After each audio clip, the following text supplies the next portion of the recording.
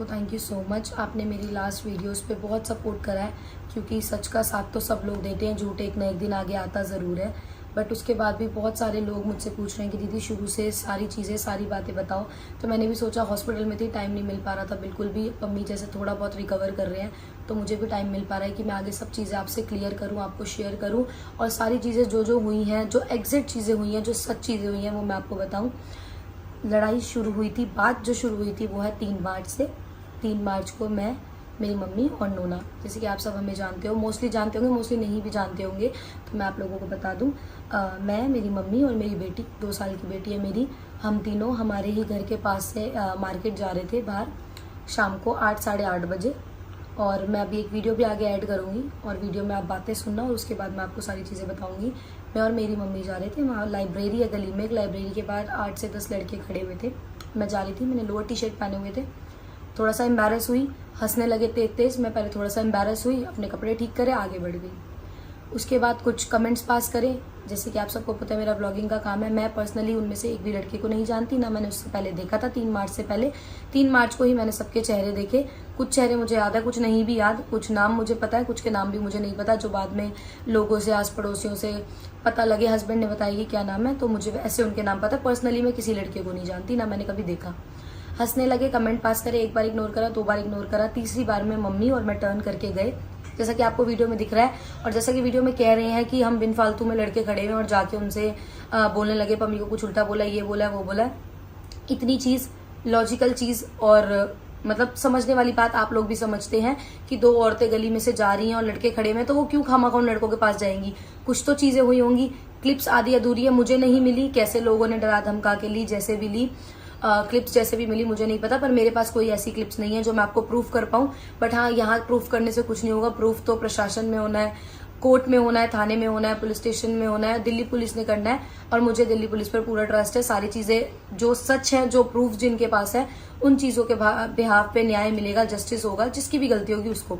तो वीडियो मैं अभी लगा रही हूँ, आप पहले पूरी वीडियो देखिए, उसके बाद मैं आपको सारी बात बताती हूँ। गली में से जा रहे हैं और मेरे भाई वहाँ अपनी लाइब्रेरी से पढ़ के बाहर निकल के अपने दोस्तों के साथ कुछ डिस्कशन कर रहे हैं। ये प्रेरणा की मम्मी वापस गई है मेरे भाइयों के पास आगे आने के बाद, और ये फिर उनके साथ ज़बरदस्ती बोलने लगे कि तुमने कुछ बोला है, तुमने पम्मी को कुछ बोला है, पम्मी को गाली दी है। उन्होंने काफ़ी बोला, आप देख सकते हो यहाँ पे कोई छेड़छाड़ नहीं हुई है, ये सिर्फ जबरदस्ती का इल्जाम लगाया जा रहा है। ये वीडियो देख ली, इस वीडियो में कहा जा रहा है कि खामखा उन लड़कों से जाके ऐसे बातचीत करी, उनको बोला, उनका कॉलर पकड़ा, हर चीज करी।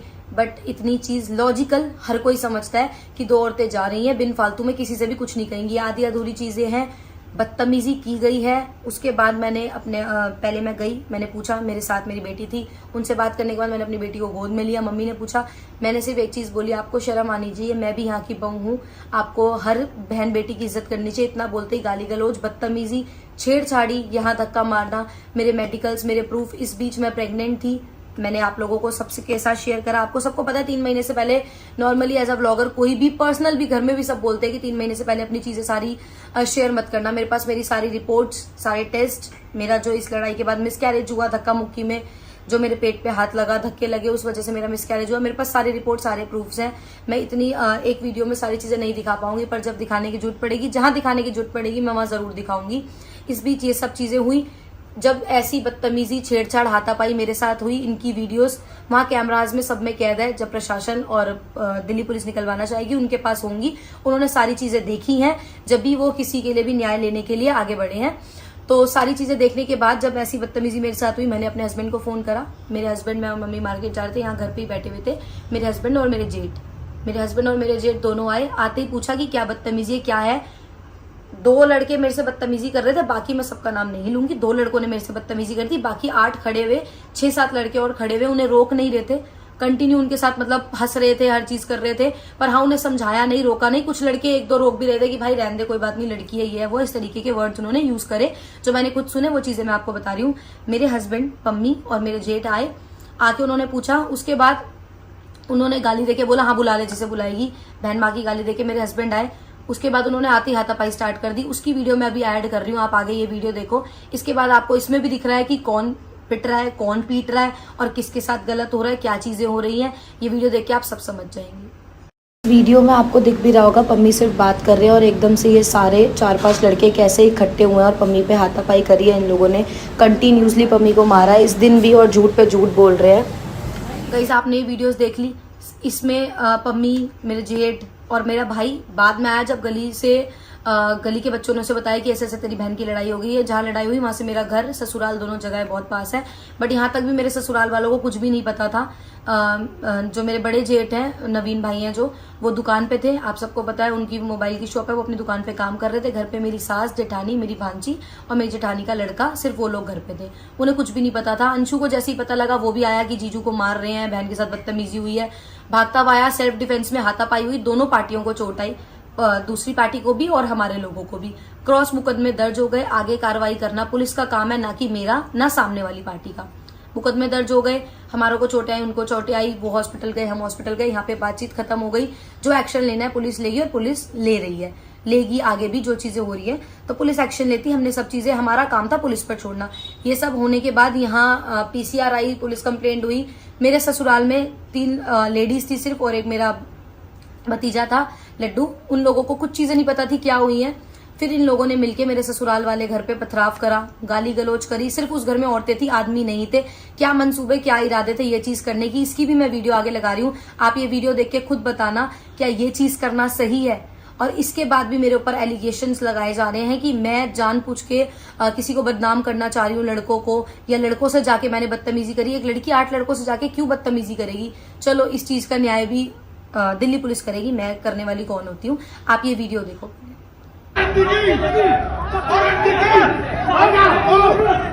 वीडियो बनी हुई है बहन की लोड़ी।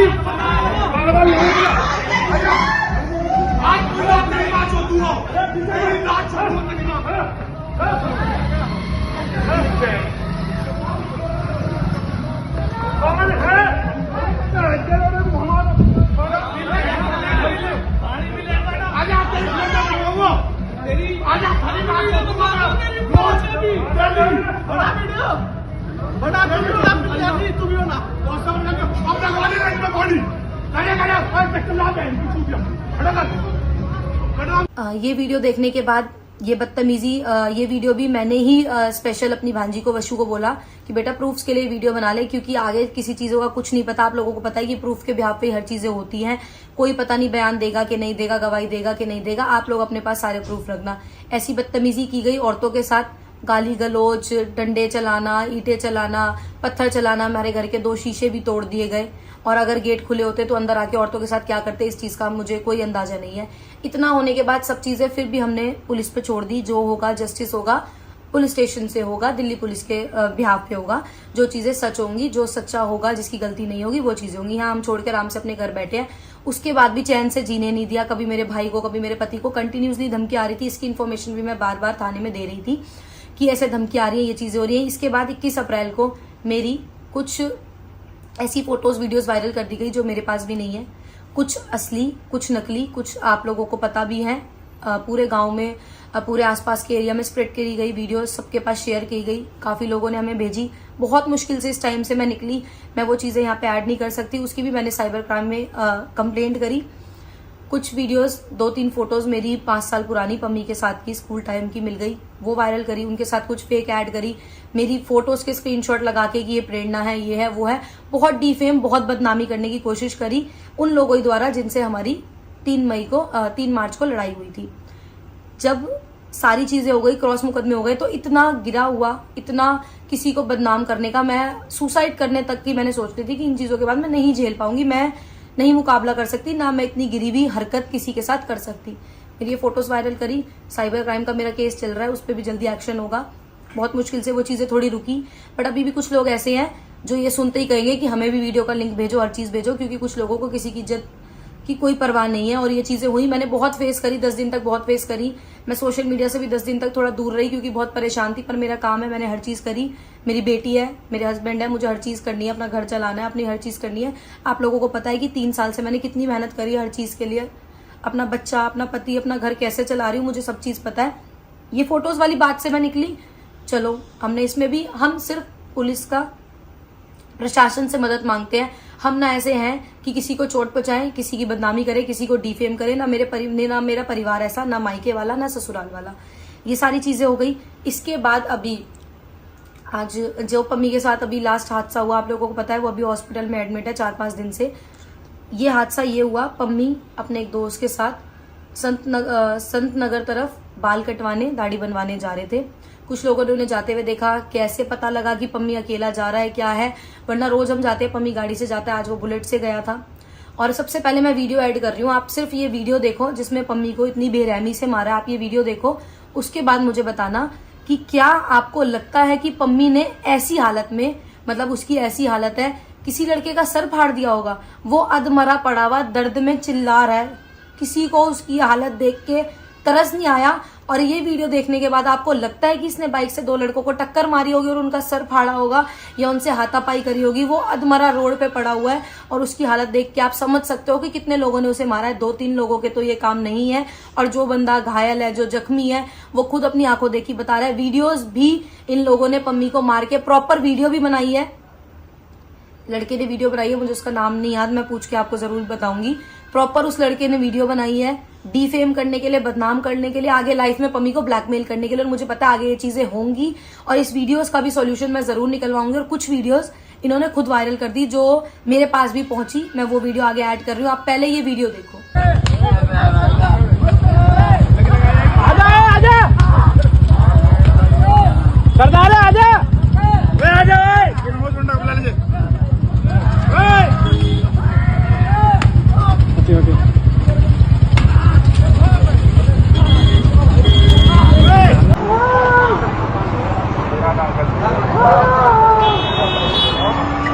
आपने ये वीडियो देखी, अब आप इस वीडियो के बाद मुझे जवाब दो। मेरे ऊपर ये एलिगेशन लग रहे हैं कि पहले मेरे ऊपर ये एलिगेशन लग रहा है कि 3 मार्च को जो मैंने लड़ाई स्टार्ट करी वो मैंने करी, लड़कों से जाके बदतमीजी मैंने करी। खामखा मेरी मम्मी ने जाके उनसे कुछ भी बोला।